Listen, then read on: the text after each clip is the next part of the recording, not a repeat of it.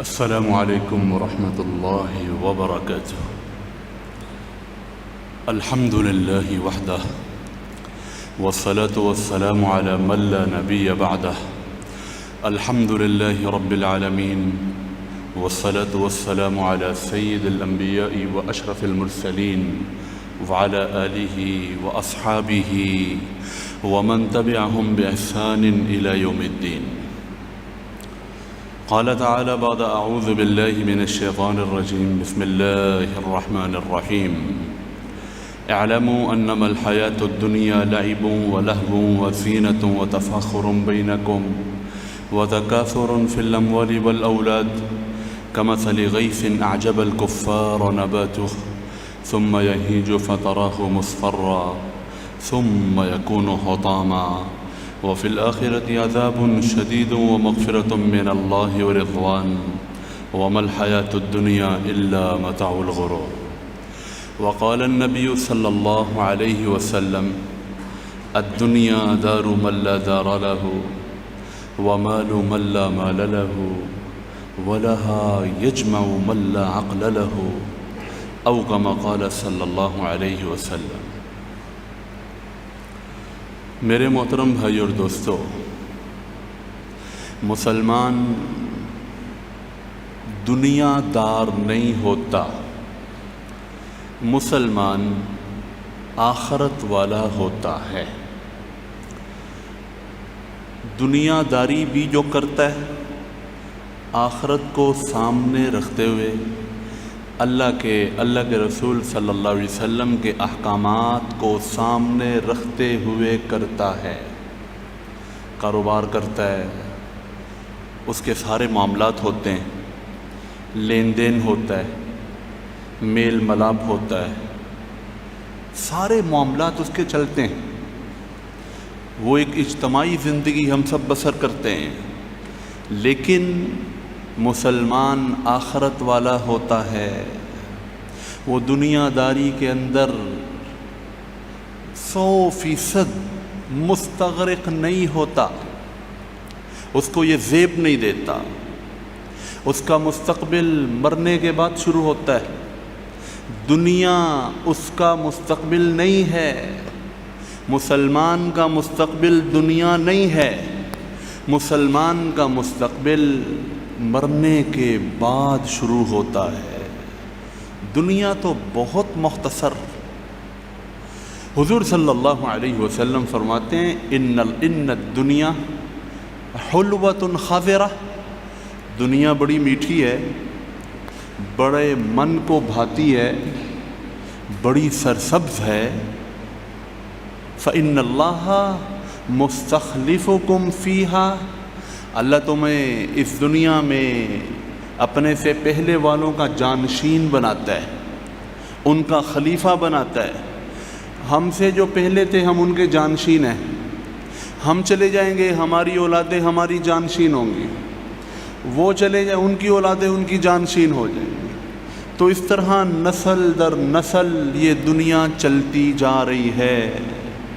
فإن اللہ مستخلفکم فیہا فناظر کیف تعملون، اللہ تمہیں یہاں جانشین بناتا ہے اور دیکھتا ہے کہ تم کیسا عمل کرتے ہو، عمل میں تم کتنے پختہ ہو، اللہ یہ دیکھتا ہے۔ تو میرے بھائی اور دوستو، مختصر ترین زندگی ہے، بہت مختصر۔ حضور صلی اللہ علیہ وسلم فرماتے ہیں مد دنیا فی الآخرہ الا مثل ما يجعل احدكم اصبعه في اليم فلينظر بما يرجع، دنیا آخرت کے مقابلے میں ایسے ہی ہے جیسے تم میں سے کوئی اپنی انگلی کو سمندر میں ڈبوئے اور پھر نکال لے اس کی انگلی کو جو ایک آدھ قطرہ لگا ہے، یہ دنیا ہے، اور ٹھاٹھے مارتا ہوا سمندر آخرت ہے۔ میرے بھائی اور دوستو، ہمیں اللہ پاک نے آخرت کے لیے پیدا کیا ہے، دنیا کے لیے پیدا نہیں کیا۔ آخرت کے لیے پیدا کیا ہے۔ اتنی بڑی جنت اللہ نے کس کے لیے بنائی ہے؟ مسلمانوں کے لیے بنائی ہے۔ اللہ نے مجھے آپ کو آخرت کے لیے پیدا کیا ہے، اور ہم دنیا کے اندر ایسے مگن ہیں کہ گویا آخرت کو ہم بھول چکے کہ مرنا بھی ہے، اور مرنے کے بعد ایک طویل زندگی آنے والی ہے۔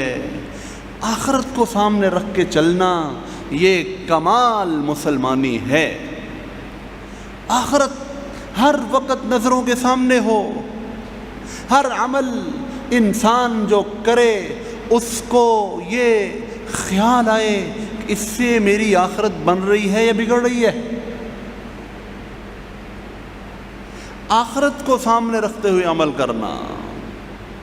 حضور صلی اللہ علیہ وسلم نے حضرت ابو ذر غفاری رضی اللہ تعالیٰ عنہ سے فرمایا تھا، ابو ذر توشہ ساتھ لے لینا، سفر بہت لمبا ہے، آخرت کا سفر بہت لمبا ہے، توشہ ساتھ لے لینا، اعمال کا توشہ، اخلاص کا توشہ، ایمان کا توشہ، زاد راہ ساتھ لے لینا، بہت لمبا سفر درپیش ہے۔ اور فرمایا بوجھ ہلکا رکھنا، گھاٹی بڑی دشوار ہے۔ آدمی سامان کم لے سفر میں تو اس کے لیے سفر آسان ہو جاتا ہے، اور اگر وہ سامان کے بڑے بڑے بیگ بھر لے اس کے لیے سفر مصیبت بن جاتی ہے، وہ تو پہلے ہی مصائب سے بھرپور ہوتا ہے، اور جب سامان زیادہ لے لے پھر اس کے لیے اور زیادہ مشکلات بڑھ جاتی ہیں۔ فرمایا کہ سامان ہلکا رکھنا، گھاٹی بہت دشوار ہے، سارا بوجھ کندھے پہ لاد کے جانا پڑے گا، سارا بوجھ کندھے پہ لاد کے جانا پڑے گا، اس لیے ہلکے پھلکے ہو کے جانا، ہلکے پھلکے ہو کے جانا۔ اتنا زیادہ بوجھ کیسے اٹھا سکتا ہے بندہ؟ یہ جو موبائل ہے نا، دیکھنے میں کتنا ہلکا ہے، دو موبائل آسانی سے انسان اپنی جیب میں ڈال لے پھرتے ہیں، ہلکا ہے، اس کو پکڑنے میں کوئی بوجھ نہیں ہے، 6 مہینے کا بچہ بھی اس کو اٹھا لیتا ہے، اس کا کوئی اتنا وزن نہیں ہوتا، ہلکا پھلکا موبائل ہے۔ لیکن اس موبائل کے نتیجے میں جو گناہ ہوتے ہیں وہ بندے کے کندھے توڑ دیں گے، اتنے وہ وزنی ہوں گے۔ ہاں، تو اس لیے بوجھ ہلکا رکھنا، کوشش کرنی چاہیے کہ موبائل کم سے کم استعمال کریں، ضرورت کی حد تک۔ ہمارا سارا وقت کھا گیا، ہمارا سارا مطالعہ کھا گیا، ذکر اذکار کھا گیا۔ درود پاک کی تسبیحات ہم لوگ کرتے تھے، کوئی اللہ اللہ کرتے تھے، جب یہ ہاتھ میں آتا ہے تو انسان ایسا مشغول ہوتا ہے، اس وقت ہوش آتی ہے جب سارا وقت گزر جاتا ہے۔ ہر بندے کے پاس ہے۔ مفتی تقی عثمانی صاحب رحمۃ اللہ علیہ، مفتی تقی عثمانی صاحب دامت برکاتہم نے فتویٰ دیا ہے، انہوں نے فرمایا کہ جس شخص کو اپنے اوپر کنٹرول نہیں ہے، موبائل کو ٹھیک استعمال کرنے کے حوالے سے یہ موبائل اس کے لیے استعمال کرنا حرام ہے۔ ایک آدمی کو پتہ ہے کہ میرا نیٹ کا پیکج ہے اور میں غلط راستے پہ چل پڑوں گا، غلط چیزیں دیکھ لوں گا، کوئی گناہ کا کام مجھ سے ہو جائے گا، اس کو اپنے اوپر کنٹرول نہیں، اس کے لیے موبائل رکھنا حرام ہے کہ موبائل اس کو گناہوں کی دلدل میں پھنسا دیتا ہے۔ تو بظاہر ہلکا سا ہے، لیکن اس کا بوجھ ایسا ہوگا کہ کندھے ٹوٹ جائیں گے، اٹھایا نہیں جائے گا۔ تو میرے محترم بھائیو اور دوستو، ہمیں تو پھونک پھونک کر قدم رکھنا ہے۔ ہمیں اللہ پاک نے آزاد پیدا نہیں کیا، ہماری آنکھوں کو اللہ نے آزاد نہیں چھوڑا کانوں کو آزاد نہیں چھوڑا، ہمارے جسم کے اعضاء کو اللہ کریم نے آزاد نہیں چھوڑا، ہماری آنکھوں، ہمارے کانوں، ہماری زبان، ہمارے دل، ہر ایک کے لیے اللہ تعالیٰ نے احکامات کی ایک لمبی فہرست عطا فرمائی ہے۔ اسی لیے وہ فرماتا ہے ان السمع والبصر والفؤاد کل اولئک کان عنہ مسئولا، تمہاری آنکھیں، تمہارے کان، تمہارے دل، ان سب کے بارے میں پوچھا جائے گا۔ کانوں کے بارے میں بھی، آنکھوں کے بارے میں بھی، دل کے بارے میں بھی، زبان کے بارے میں بھی، جو کچھ تمہارے اعمال سے سرزد ہوتا ہے، اس سب تمہارے اعضاء سے سرزد ہوتا ہے، اس سب کے بارے میں تم سے پوچھا جائے گا۔ ہر ایک سے اس کے کیے کا حساب لیا جائے گا۔ پرکھنے والا بڑا باریک بین ہے، کوئی عمل اس سے مخفی نہیں، عمل تو عمل ہوتا ہے، کوئی خیال اس سے مخفی نہیں۔ ایسا زبردست علم والا، ہر چیز کو پوری تفصیل کے ساتھ اللہ رب العزت جانتا ہے، ایسا زبردست علم والا ہے۔ حضور صلی اللہ علیہ وسلم نے ایک دفعہ ایک صحابی کو سنا کہ وہ اللہ کی حمد میں کچھ کلمات کہہ رہے تھے۔ یا من لا تراہ العیون، اے وہ ذات آنکھیں جس کو دیکھ نہیں سکتی، ولا تخالطہ الظنون، خیالات جس کی ذات کا احاطہ نہیں کر سکتے، ولا یصفہ الواصفون، تعریف کرنے والے اس کی تعریف کا حق ادا نہیں کر سکتے، لا تغیرہ الحوادث، حادثات زمانہ سے وہ گھبراتا نہیں ہے،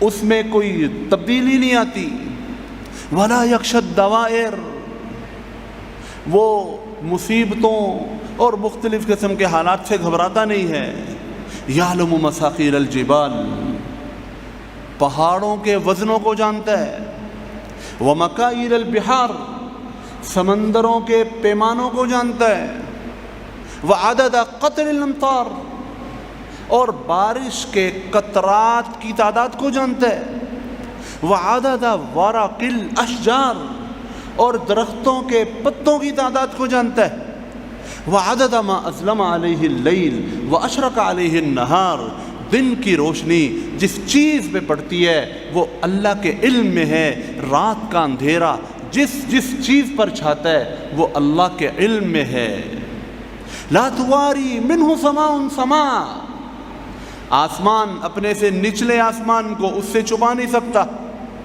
ولا ارض ارضا، زمین اپنی نیچے والی زمین کے حصے کو اللہ سے چھپا نہیں سکتی، ولا جبل ما فی بارہ، پہاڑ اپنے اندر چھپی ہوئی چیزوں کو اللہ سے چھپا نہیں سکتا، ولا بحر ما فی قعرہ، سمندر اپنی تہوں میں چھپی ہوئی چیزوں کو اللہ سے چھپا نہیں سکتا۔ یہ دعا مانگ رہے تھے، اور آخری الفاظ کیا تھے؟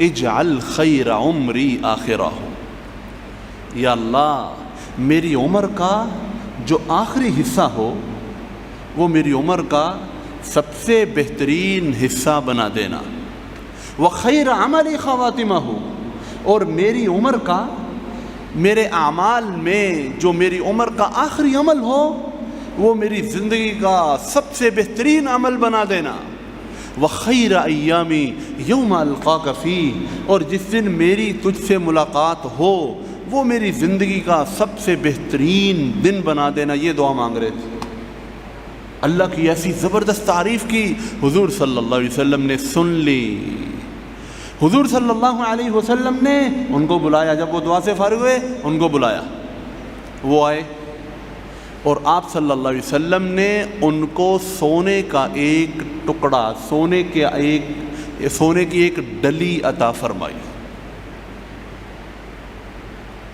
لاکھوں روپے عطا فرما دیا،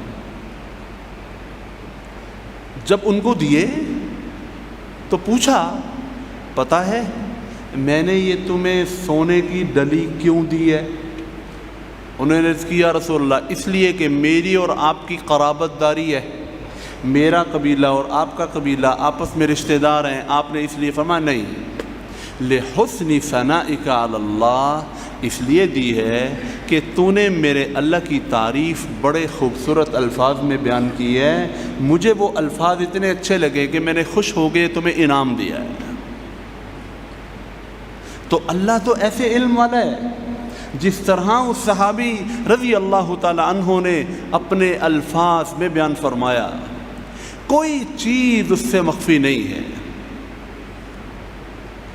تو جب وہ ہر چیز کو جانتا ہے تو اس نے ہمارے ہر عمل کے بارے میں اگر پوچھ لیا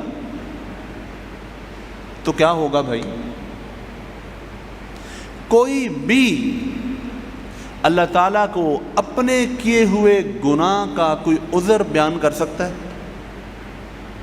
میں نے اس لیے کیا تھا، مجھے اللہ پوچھ لیتا ہے کہ تو نے بد نظری کیوں کی تھی، باقی میرے سارے گناہوں کو اللہ چھوڑ دیتا ہے، صرف ایک غلط آنکھ جو میری اٹھی، ایک غلط آنکھ، ایک غلط نظر، اس غلط نظر کے بارے میں اللہ اگر مجھے قیامت میں پوچھے گا کہ کیوں، میرے پاس کیا جواب ہوگا؟ گناہ کا کوئی عذر میرے بھائیوں پیش نہیں ہو سکے گا۔ اس لیے سب سے جو خطرناک اور ہلاک کر دینے والی چیز ہے وہ گناہ ہے، اللہ کی نافرمانی ہے۔ محسوس نہیں ہوتا، لیکن جب آنکھ بند ہوگی پھر اس کی ہلاکتیں سامنے آئیں گی کہ میں کتنے بڑے خطرناک کاموں میں پڑا رہا۔ تو یہ وقت اللہ نے مجھے آپ کو دیا ہوا ہے، یہ وقت سدھرنے کے لیے دیا ہوا ہے، میں اور آپ سدھر جائیں۔ میرے بھائیو اور دوستو، کب آنکھ بند ہو جائے، کب حضرت اسرائیل علیہ السلام کو اللہ کا حکم آ جائے، ہمیں کیا پتا؟ مرنے والے کو پتہ نہیں ہوتا کہ اس نے کب مرنا ہے، لیکن اللہ کو پتہ ہوتا ہے کہ اس نے کب مرنا ہے۔ اس لیے ہر وقت تیار رہنا چاہیے، اللہ تعالیٰ سے اپنے معاملات کو سیدھا رکھنا چاہیے، اللہ کی مخلوق کے ساتھ اپنے معاملات کو سیدھا رکھنا چاہیے۔ کسی کا دل دکھایا ہے اس سے معافی مانگ لینی چاہیے، کسی کا حق دبایا ہے وہ دے دینا چاہیے، اس کی بہت بھاری قیمت ادا کرنا پڑے گی۔ اگر حق ادا کیے بغیر مر گئے بہت بھاری قیمت چکانا پڑے گی۔ اپنے کیے ہوئے ٹوٹے پھوٹے اعمال وہ اس کے کھاتے میں ڈالنے پڑیں گے اور خود بندہ ہاتھ ملتا رہ جائے گا، کچھ بھی پاس نہیں ہوگا۔ سنبھل کے بولنا، میرے کسی لفظ سے کسی کو تکلیف نہ ہو۔ اللہ تعالیٰ کو کسی کا دل توڑ دینا خانہ کعبہ کے توڑ دینے سے بھی زیادہ ناگوار گزرتا ہے۔ ہم سوچ سکتے ہیں کہ العیاذ باللہ ہم خانہ کعبہ کو کوئی زور سے مکہ بھی ماریں؟ توڑنے کی تو بات الگ ہے، کوئی مسلمان وہ خانہ کعبہ کو یوں کر کے مکہ مار سکتا ہے؟ اس کا ایمان اس کو اجازت ہے، حالانکہ خانہ کعبہ کو ایک مکے سے کیا ہوگا؟ کچھ بھی نہیں ہوگا۔ حضور صلی اللہ علیہ وسلم نے خانہ کعبہ کی طرف دیکھ کے فرمایا ان المسلم لأعظم حرمۃ منک، اے خانہ کعبہ اللہ کے ہاں ایک مسلمان کی عزت تیری عزت سے بھی زیادہ ہے۔ چھوٹی چھوٹی بات پر اللہ معاف کرے ماں بہن ایک کر دیتے ہیں، چھوٹی چھوٹی بات پر گالی دیتے ہیں، اس کی بھی عزت ہے۔ وہ بیچارہ اپنی تھوڑی سی 15-20 ہزار تنخواہ لینے کی خاطر کہ کہاں دھکے کھاتا پھر وہ سب کچھ برداشت کر لیتے ہیں۔ یہ منہ سے نکلے ہوئے الفاظ یہ نہیں ہے کہ منہ سے نکل گئے اور گئے، لکھے جا رہے ہیں، اللہ کی قسم لکھے جا رہے ہیں۔ ایک ایک لفظ لکھا جا رہا ہے۔ نیکیوں کے فرشتے کا قلم، نیکیاں لکھنے والے فرشتے کا قلم بھی حرکت میں ہے، تو گناہوں کے لکھنے والے فرشتے کا قلم بھی حرکت میں ہے۔ ہر چیز لکھی جا رہی ہے۔ اپنی زبان کے بول کو میٹھا کرو۔ الکلمۃ الطیبۃ صدقۃ، حضور صلی اللہ علیہ وسلم فرماتے ہیں کہ میٹھا بول صدقہ ہے، میٹھا بول صدقہ ہے۔ اگر آپ کے کسی بول سے آپ کے بھائی، مسلمان بھائی کے چہرے پہ مسکراہٹ آ جاتی ہے تو یہ صدقہ ہے، یہ صدقہ ہے، یہ آپ کی بخشش کا سامان ہے۔ حضور صلی اللہ علیہ وسلم فرماتے ہیں ان اثقل شیء فی المیزان یوم القیامت حسن الخلق، قیامت والے دن اعمال کے ترازو میں سب سے وزنی چیز اچھے اخلاق ہوں گے، اچھے اخلاق ہوں گے۔ حضور صلی اللہ علیہ وسلم نے ارشاد فرمایا خیارکم خیارکم لنسائہم، تم میں سب سے بہترین بندہ وہ ہے جو اپنے گھر والوں کے ساتھ سب سے بہترین سلوک کرنے والا ہو۔ فرمایا خیرکم خیرکم لأہلہ، تم میں سب سے بہترین وہ ہے جو اپنی بیوی کے ساتھ سب سے اچھے سلوک سے پیش آئے۔ وَأَنَا خَيْرُكُمْ لِأَهْلِي، اور میں تم سب میں اپنی بیویوں کے ساتھ سب سے اچھا سلوک کرنے والا ہوں۔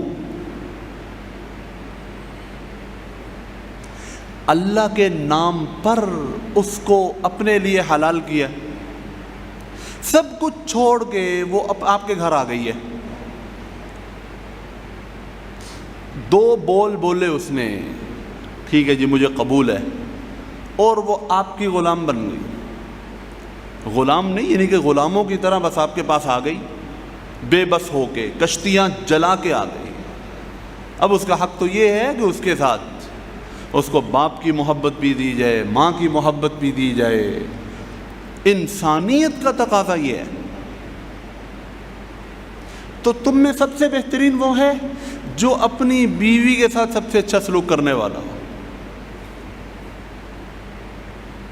حضور صلی اللہ علیہ وسلم فرماتے ہیں کہ جب میاں اور بیوی ایک دوسرے کو دیکھ کے مسکراتے ہیں تو اللہ ان کو دیکھ کے مسکراتا ہے۔ آپ یہ سوچیں، آپ یہ کتنی بڑی بات ہے۔ میاں اور بیوی جب ایک دوسرے کو دیکھ کے مسکراتے ہیں، اگر آپ چاہتے ہیں کہ اللہ کی رحمتیں آپ پر نچھاور ہوں اور اللہ آپ کو دیکھ کے مسکرائے، یعنی کہ اللہ کو آپ پہ پیار آ جائے۔ اللہ کو جب آپ پہ پیار آئے گا تو وہ کیا کچھ عطا فرمائے گا، اس کو الفاظ میں بیان کیا جا سکتا ہے؟ اپنی شایان شان کیا کچھ عطا فرمائے کہ وہ آپ کو دیکھ کے مسکرا رہا ہے۔ اگر آپ چاہتے ہیں کہ آپ کا اللہ آپ کو دیکھ کے مسکرائے تو آپ اپنی بیوی کو دیکھ کے مسکرائیں، وہ آپ کو دیکھ کے مسکرائے۔ تو حدیث میں آتا ہے اللہ ان کو دیکھ کے مسکراتا ہے۔ حضور صلی اللہ علیہ وسلم نے حضرت عائشہ رضی اللہ تعالی عنہا سے فرمایا کہ عائشہ، مجھے جب سے پتہ لگا ہے کہ جنت میں بھی تو میری بیوی ہوگی، میرے ساتھ رہے گی، تو مجھے تو مرنے کا خوف ہی نہیں رہا۔ میرے لیے تو مرنا ہی آسان ہو گیا۔ اتنی بڑی بات ہے، کتنی بڑی بات ہے۔ حضرت عائشہ رضی اللہ عنہا سے فرمائی جا رہی ہے. اور نبی کوئی بھی بات جذبات سے مغلوب ہو کے نہیں کرتا. یہ میں اور آپ ہیں جذبات میں آ کے مشرق و مغرب کی تنابیں ملانی شروع کر دیتے ہیں. رسول اللہ صلی اللہ علیہ وسلم کوئی بات جذبات سے مغلوب ہو کے نہیں کرتے. وہ اللہ کے پیغمبر ہیں. وہ جو بات کرتے ہیں وہ ایسی سچی اور کھری، وہ اندر اور باہر سے وہ ایک طرح کی بات ہوتی ہے جیسے وحی کے اندر کوئی شک نہیں. حضور صلی اللہ علیہ وسلم کے لہجے میں، آپ صلی اللہ علیہ وسلم کی کسی بات میں، اس کی سچائی میں اللہ کی قسم کوئی شک نہیں.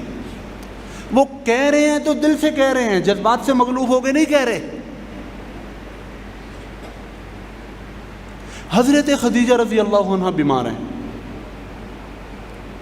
انہوں نے حضور صلی اللہ علیہ وسلم سے کوئی موٹا کپڑا اپنے اوپر ڈالنے کے لیے عرض کی. بیمار تھیں موت سے پہلے.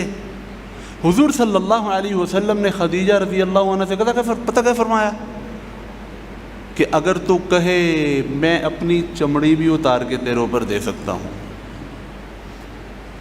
اس سے اوپر محبت کا کوئی تصور ہے؟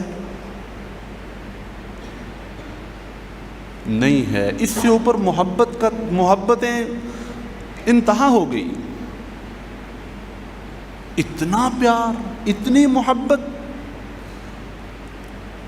ہر چیز ہمیں سکھا کے چلے گئے. ہمارے سامنے تو اللہ کے فضل سے سارے کا سارا دین حضور صلی اللہ علیہ وسلم کے اسوہ حسنہ کی شکل میں موجود ہے. ہر موقع پر تم نے کیا کرنا ہے، حضور صلی اللہ علیہ وسلم بہترین طریقہ چھوڑ کے چلے گئے. اب جو اس کو کوئی نہ اپنائے تو اسی کی کم قسمتی ہے. حضور صلی اللہ علیہ وسلم ہر چیز واضح کر کے تشریف لے گئے ہیں اور یہ اعلان کر کے گئے ہیں کہ تم میں دو چیزیں چھوڑ کے جا رہا ہوں.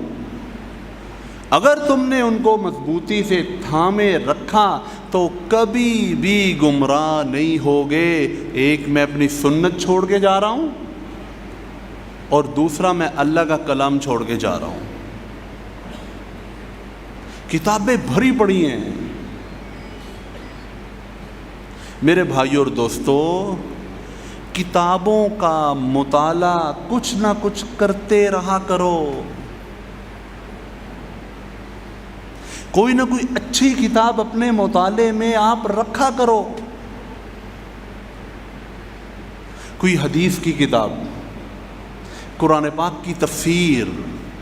مفتی تقی عثمانی صاحب نے آسان ترجمہ قرآن کے نام سے ایک ترجمہ لکھا ہے. یقین کرو دل کو چھو جاتا ہے. آج تک اردو میں جتنے بھی قرآن پاک کے ترجمے کیے گئے ہیں، یہ بات پورے وثوق سے کہی جا سکتی ہے، سب سے پیارا آج کے محاورے کے مطابق وہ ترجمہ ہے. روزانہ ایک رکوع کا ترجمہ پڑھ لینے میں 5 منٹ بھی نہیں لگیں گے. اللہ کیا کہہ رہا ہے؟ بزرگوں کی سوانح، تاریخ، انسان کا ایمان تازہ ہوتا ہے. کتابیں پڑھ لینے سے اس کے اندر کی انسانیت بیدار ہوتی ہے. اس کو معاملات کی اونچ نیچ کا پتہ لگتا ہے. بہت فائدہ ہوتا ہے. تو کوشش کرنی چاہیے کہ ہر وقت کوئی نہ کوئی کتاب میرے آپ کے مطالعے میں ہو. بہت فائدہ ہوتا ہے، بہت فائدہ ہوتا ہے. میں ایک اللہ والے تھے مفتی امین صاحب رحمۃ اللہ علیہ، بڑے صاحب کشف، صاحب کرامات بزرگ تھے. آپ یقین مانیں کہ زندگی میں ان سے ایک دفعہ ملا اور کئی مہینے تک ان سے ملاقات کا جو میرے اوپر اثر ہوا میں اس سے نہیں نکل پایا. ان سے جو 1 گھنٹے کی ملاقات تھی اس نے ایسا گہرا اثر چھوڑا کہ زندگی میں ویسا شخص کہ اتنا اثر ڈال دے اس کی شخصیت، میں نے نہیں دیکھا۔ انہوں نے ایک بات ارشاد فرمائی تھی، انہوں نے کہا تھا کہ یہ میری زندگی کا تجربہ ہے کہ اگر آپ اللہ والوں کی کتابیں پڑھتے ہیں، اگر آپ اللہ والوں کی سوانح عمری پڑھتے ہیں، جو ان کے حالات لکھے ہوئے ہیں، ان کے واقعات لکھے ہوئے ہیں، صحابہ رضی اللہ تعالیٰ عنہم سے بڑا اللہ والا کون ہوگا، ان کی زندگی پڑھتے ہیں، حضور صلی اللہ علیہ وسلم کی زندگی پڑھتے ہیں، تو جتنا اثر آپ پر ان کتابوں کے پڑھنے کا ہوگا، کسی اور چیز کا اتنا اثر آپ کی شخصیت پہ نہیں ہوگا۔ مولانا امین صاحب نے کہا، یہ میں نے خود اپنے کانوں سے سنا، اتنی زیادہ کتاب اثر انداز ہوتی ہے۔ اپنے موبائل کے وقت میں سے تھوڑا سا وقت نکال کے بندہ کتاب کو دے دے، گھنٹہ 2 گھنٹے موبائل، 20-25 منٹ شروع کرنا چاہیے۔ کوئی نہ کوئی کتاب کا مطالعہ ہمارے عمل میں، معمول میں ہونا چاہیے۔ اللہ مجھے بھی توفیق عطا فرمائے، آپ کو بھی توفیق عطا فرمائے۔ جو کچھ کہا سنا گیا ہے، اللہ پاک ہم سب کو عمل کی توفیق عطا فرمائے۔ وآخر دعوانا الحمدللہ۔